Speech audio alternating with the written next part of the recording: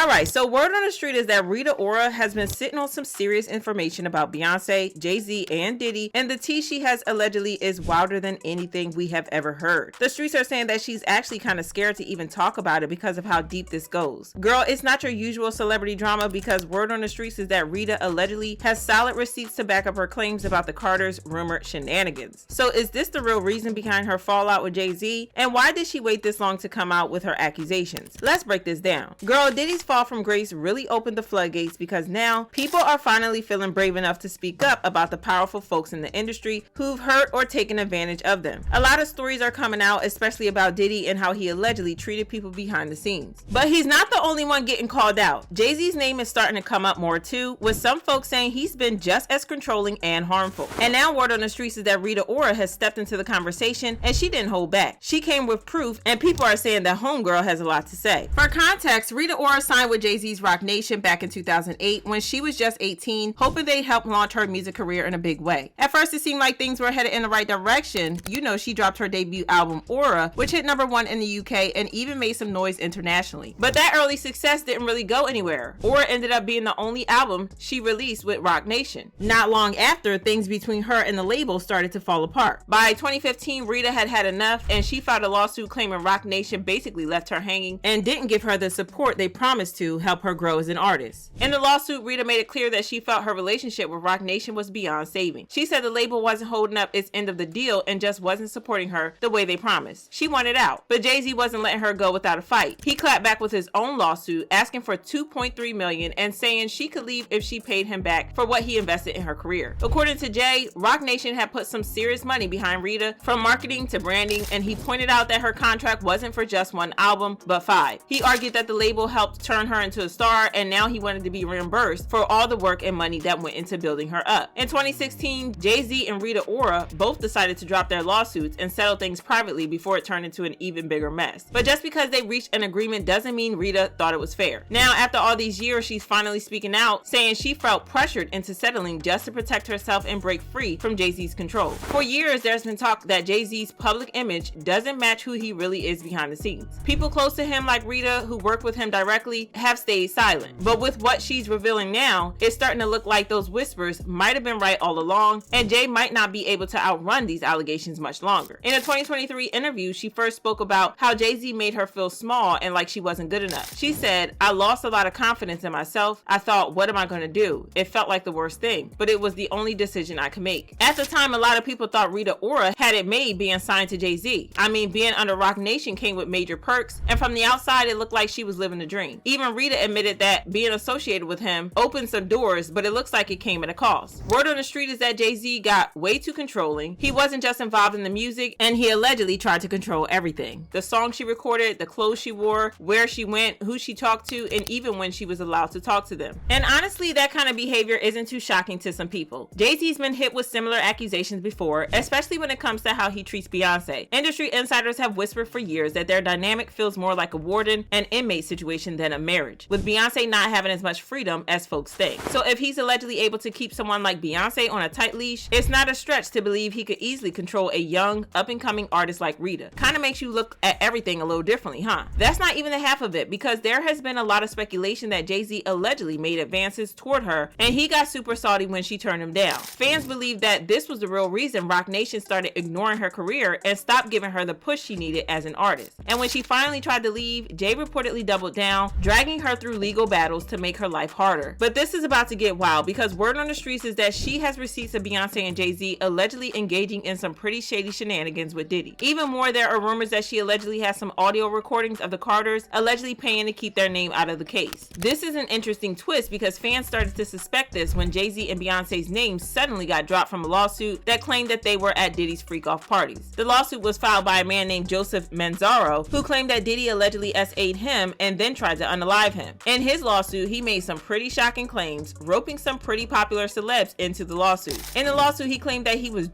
transported against his will and maimed as a victim of a coercive and organized criminal enterprise. He claimed that in April 2015, he lost consciousness after feeling a greasy substance resembling Vaseline as he opened the front door to his home, after which he says he was transported to another residence, where an associate of Combs allegedly told him that the music mogul wanted him brought to a freak-off event. He then claimed that he was transported to Diddy's house via tunnels connecting Diddy's house to Gloria and Emilio Estefan's Miami house. This is interesting because y'all remember when reports about tunnels under Diddy's houses went viral not long after his house was raided by Homeland Security? Diddy's team tried to gaslight us and called it a bunch of conspiracy theories, but here we are. It's kind of interesting how everything has come full circle, isn't it? He claimed that when he regained consciousness, he found himself in the middle of a party that was already in full swing. He also revealed that he later found out that the party was a birthday party for Diddy's son, Christian Combs, and that he was forced to wear a pea mask. The lawsuit said Jay-Z and Beyonce Knowles Carter were seated in the room, and upon seeing Menzaro, Beyonce Knowles Carter asked, "What's this? What's this all about? Why is this half-naked white man with a pea mask standing here in front of me?" But the next thing we knew, Beyonce and Jay-Z's names got dropped from the lawsuit, and Joseph Menzaro never gave a reason why. And with Rita's alleged claim about them buying their way out, the math is starting to math. Even more interesting, there have been rumors of the Carters, especially Beyonce, being at Diddy's freak-offs before Diddy got exposed, with the baby even claiming that Beyonce tried to put moves on him at the freak-off. I mean, sure, he didn't use the word freak-off, but from the way he described it, it seemed pretty freak-offish. This was the beginning of 2020. You know what I mean? Diddy had put everybody else out the crib, like the influx of people he had put him out. But he had took a liking to me in particular around the time, man. It was really, you know what I mean, like putting his arm around me. Right. So he had put majority of the people out, but he allowed me to stay in there. Mm-hmm. Me and, you know, maybe about 15 others, you know, right. Jay-Z and Beyonce being, you know, two of the other 15 people in the room. So that'll just put into perspective of the type of company I was in right. at the moment, you know. And she came over and introduced herself to me like as if she had to. Right. Beyonce, cut it out. But I'm a big fan of your work, you know what I'm saying? Whoop de whoop, and that was just dope. That was dope as hell to me, man. But that's not all, because there were even reports of Beyonce being caught on tape at Diddy's parties doing stuff, if you know what I mean. I also was just recently contacted by someone who wanted me to essentially represent them in the sale of one of the Diddy tapes. So, which I declined that because... Wait a minute, say that again. Say that again, back up. You're saying that there's tapes and they're being shopped? Yes, there have been people already shopping. We've heard about the tapes, but yes. The shopping thing is yes, new. there already have been tapes leaking around Hollywood, being shopped around to individuals in Hollywood, but one particular person contacted me to shop a particular video they were in possession of, and to contact the person who was in the video to see if they were interested in purchasing the video before it became a public knowledge. I've heard this before, so like a catch and kill. Catch and kill, correct. Wow, can you, and I guess you can't reveal the person who is on No, this I can't tape. explain who the person was, but Mr. High profile? Mr. Combs was in the tape, and this other person is, I would venture to say, more high profile than Mr. Combs. Really? Really? And you've seen it? I've seen stills of the video. Okay. So you can verify that it exists, that it's real, that the other person in the video is very visible. It's no question if it's that person in the video. And I can tell the video was pornographic in nature. Oh my, all right. So we know that he videotaped a lot of activities at his home, did he? And it sounds like there was probably a lot of hidden cameras as well. Is that what is being talked about? Yes, this was actually in his Atlanta home, at a home he had in Atlanta at one point. And it does seem that the person isn't like looking into the video, so it's, to me, doesn't seem like that person knows they're being videotaped. It doesn't seem like they're active participant in the videotaping, like they're being surreptitiously recorded.